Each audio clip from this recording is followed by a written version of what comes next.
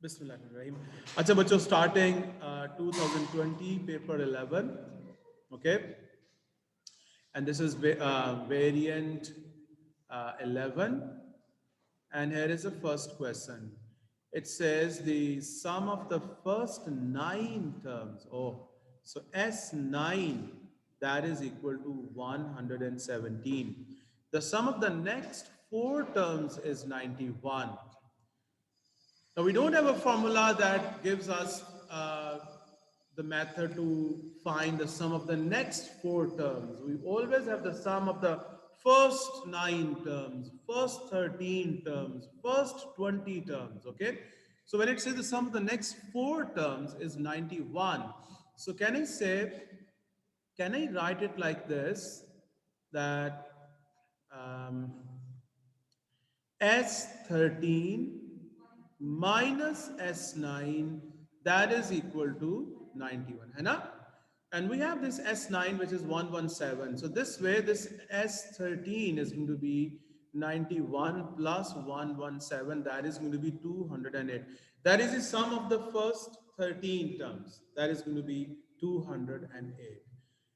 And now you know the formula for the sum, that is Sn is equal to n over 2 into 2a plus n minus 1 into d plus n minus 1 into d. This will give you two simultaneous equations that you can solve and find the values of a and b. So guys, this is 9 over 2 times 2a plus 8d. Let me write this as 8d. That is equal to 117. After the simplification, you get a plus 4d. That is equal to 9 ones are 9 and 9 threes are 27. 13? Yes, this is 13. There is your equation number 1. And from here, you have S13 equal to 208.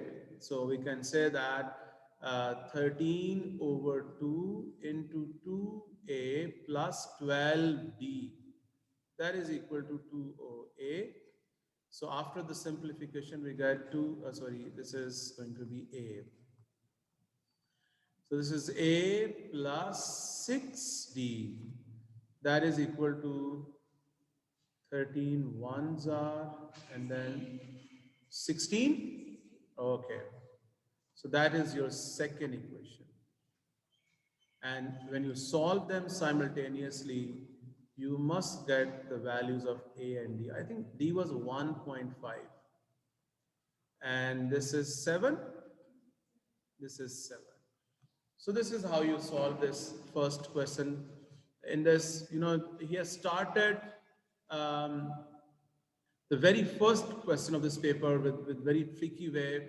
So like, you'll be trying to confuse you throughout this paper. So stay alert, okay? Now we go into the second question.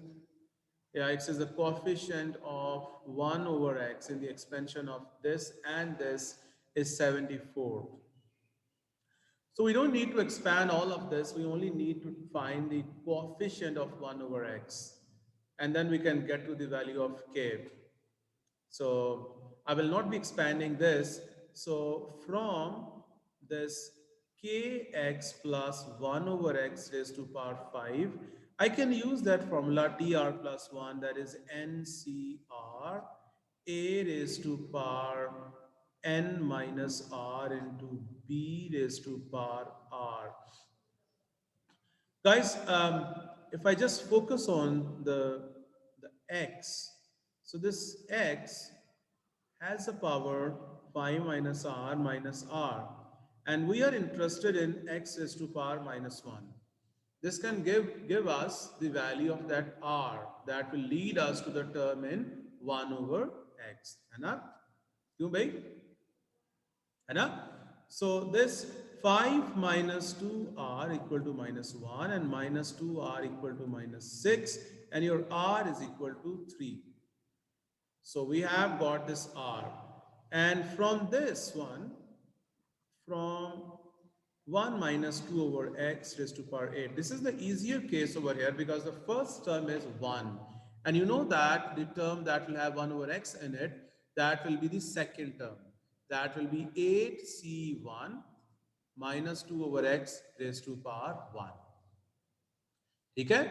You can go to the formula booklet as well to see if you can recall this. So this is going to be minus 16 times 1 over x.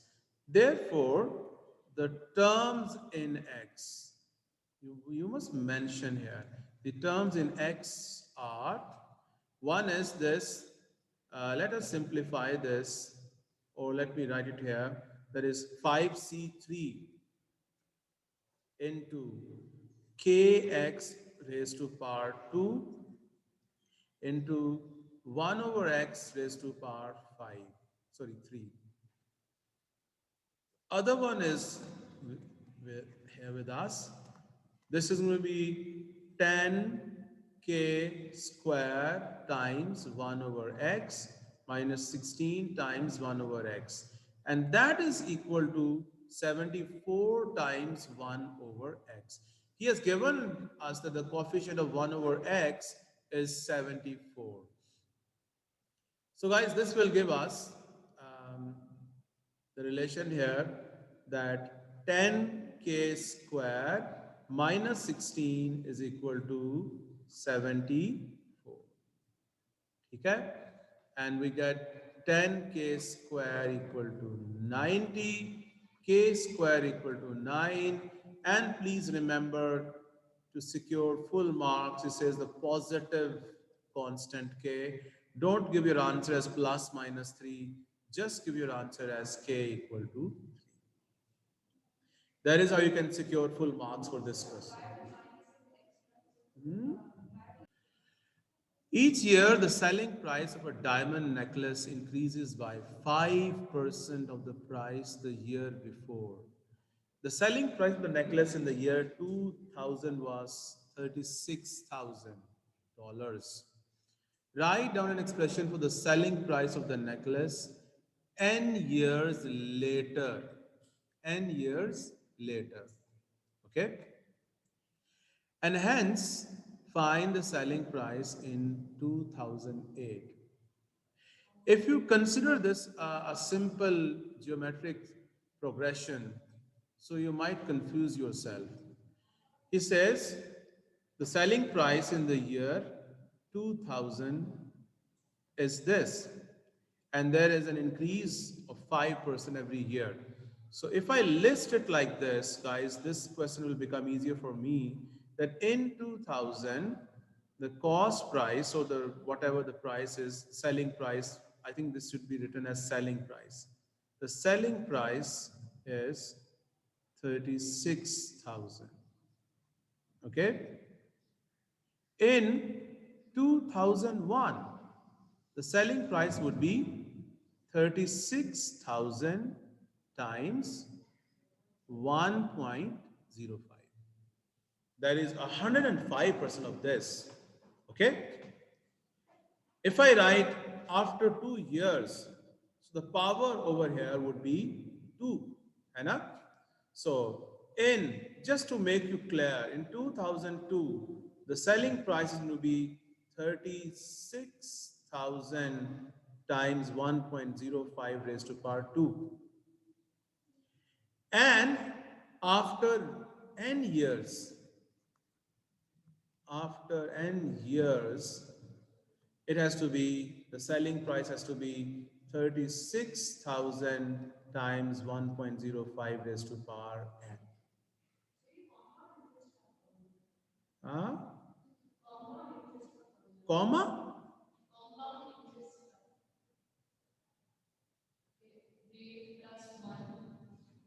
This is not the, this is common ratio, not the common difference here. This is the GP. Yeah, exactly. It is just like the compound. Sorry, I couldn't understand. Yeah, compound interest. Exactly. So a compound interest is just like a GP, beta. ठीक है ना? Okay. So after so the price in 2008, would that simply be, the selling price would be 36,000 times 1.05 raised to power 8. ठीक है? अच्छा. So please tell me what is this value? Can you calculate that for me? 53,000. So that is 200, है ना? Rounded to the nearest three significant figures. So this many dollars. Okay, let's look at the B part. The company that makes a necklace only sells one each year. This is a trick played to increase the price, okay? The ladies will get mad कि यार एक ही होता है पूरे साल के अंदर, है ना? So they will run after that. Find the total amount of money obtained in the 10-year period starting in the year 2000. So now your N is going to be, now it is starting from 2000. So there's no need to worry about that. He's saying 10-year period. So we have to find the sum, okay? So this is a question on the sum here. So your A is 36,000. Your R is 1.05. Your N is 10. So this way you find the sum of the first 10 terms here. So that is the formula that we have here for the Sn, that is A into R is for n minus 1 over R minus 1. You people know that this can also be written as A into 1 minus R is for n over 1 minus R, depending on the value of R, if it is more or less than 1. So we shall be using this one here. So this Sn is, this S10 is going to be 36,000 into R raised to power n. That is going to be 1.05 raised to power 10 minus 1 over 1.05 minus 1. Please put that in your calculator and tell me what is this sum. $453,000. Okay, let me check the answer. That was the third question. Yeah, this is, you can see this is 453,000 here. Okay, let's move on to the fourth question here. Question number 4. It says the diagram shows the graph of y is equal to f of x, where f of x is 3 over 2 cos 2x plus half for this from 0 to pi. State the range of f. If you people allow me, I can show you the axis of the curve here. That would be here, somewhere here. Okay, that is your half here. Okay, here is your axis of the curve, है ना? And then the minimum point would be determined through this amplitude here. Half plus 3 over 2 is going to be 2, and half minus 3 over 2 is going to be minus 1. So this way you can see that the range is going to be, minus 1 to 2. That is the range. That is the range of this given function. Okay? Is there any question, bachcho? Okay. So what is the period right now? Pi. That is pi. Normally it is 2 pi for the sine and the cos. Okay, it says a function g is such that g of x is f of x plus k. So he's using that f of x here. What is happening here? F of x plus something. Can you recall that transformation when you add something into the... Yeah, that is a vertical translation, okay? So it says the x-axis is a tangent to the curve. Okay, so now x-axis has become the tangent to the curve. So this means now we have a 0 here instead of, yeah, we have this is our x-axis now, and this is going to be 1, this is going to be 1.5, and this is going to be 3, so this means it has been vertically translated, and you can give that translation matrix as well. What would be that? 0, 1, that will be 0, 1. What if this was horizontally translated one step to the right? So what could be the translation matrix? Yeah, so if it was to be y is equal to f of x, the equation would be y is equal to f of x minus 1. That would be f of x minus 1. Okay? Acha, so we move to the C part. It says state the equation of the curve, which is the reflection of y is equal to f of x. Reflection of the y equal to f of x in x-axis. Give your answer in this form. In x-axis. Now here is the equation, guys. Let me make you guys recall.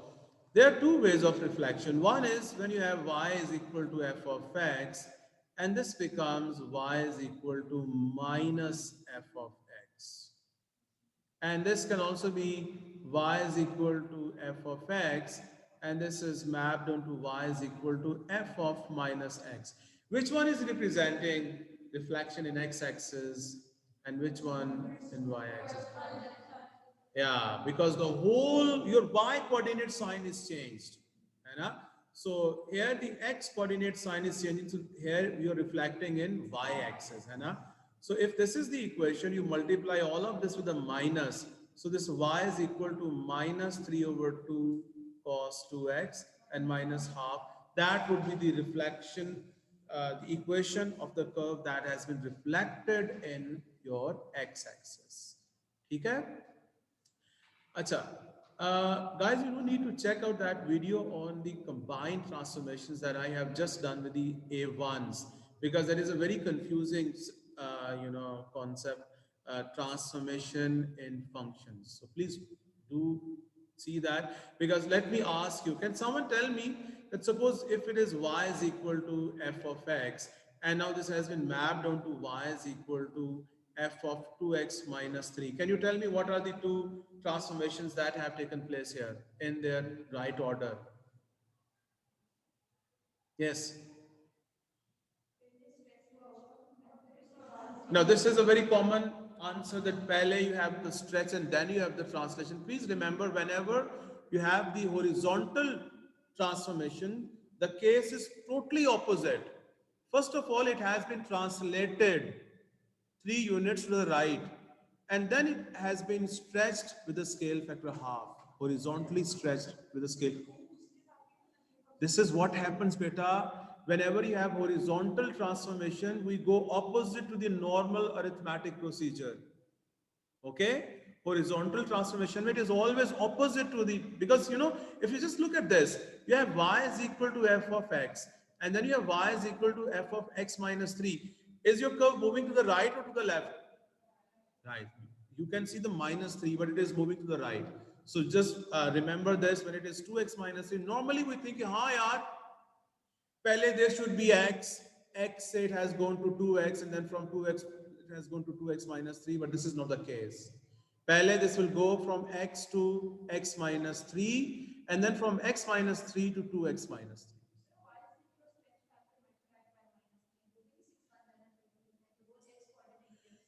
There are different rules for the horizontal stretch and different for the vertical stretch. So please check out that session that I've done with the A1s.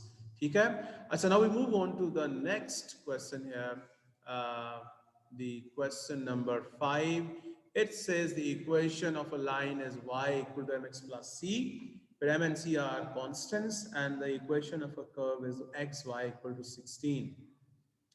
Given that the line is a tangent to the curve, express m in terms of c. So what do you think? What is the topic here?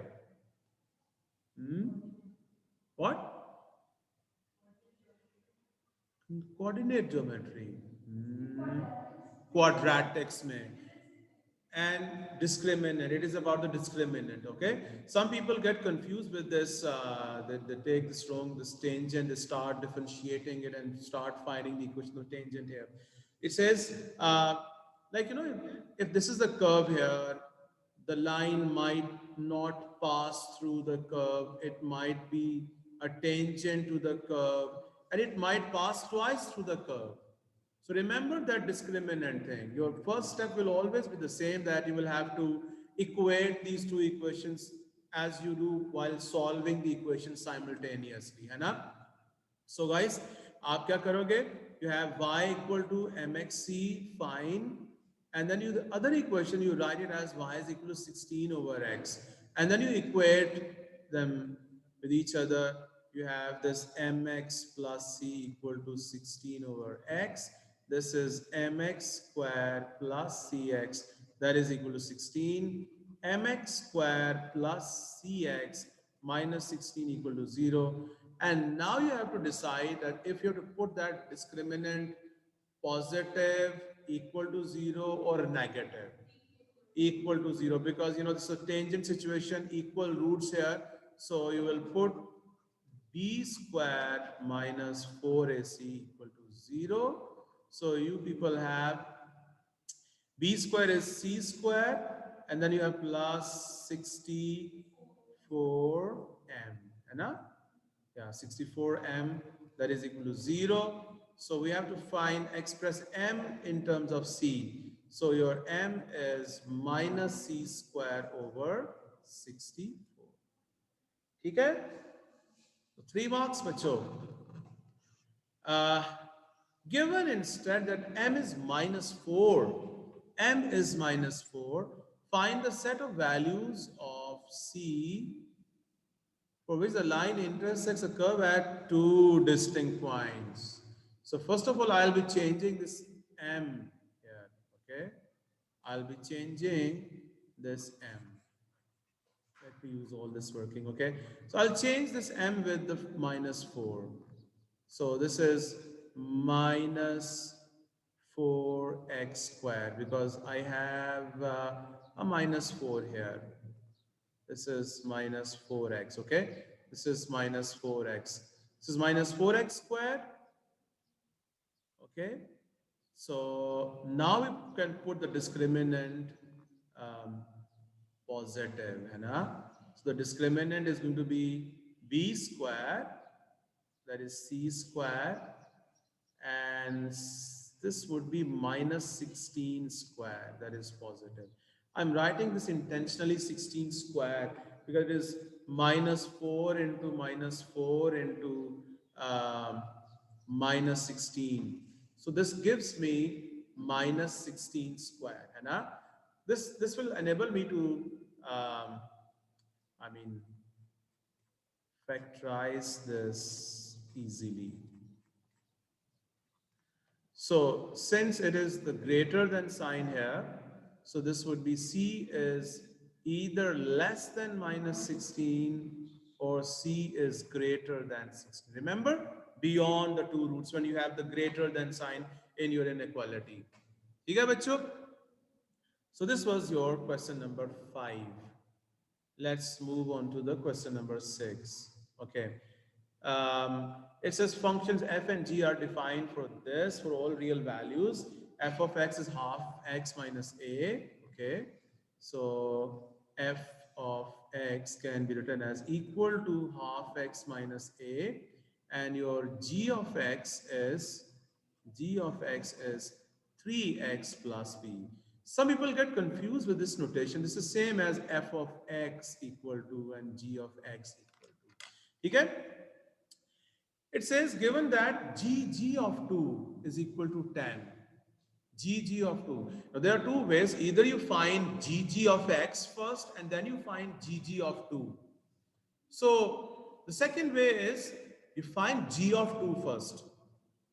And then you find the g of that would be gg of 2.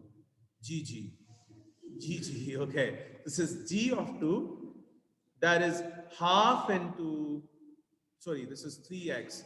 So gg. This is 6 plus b. And then gg of 2.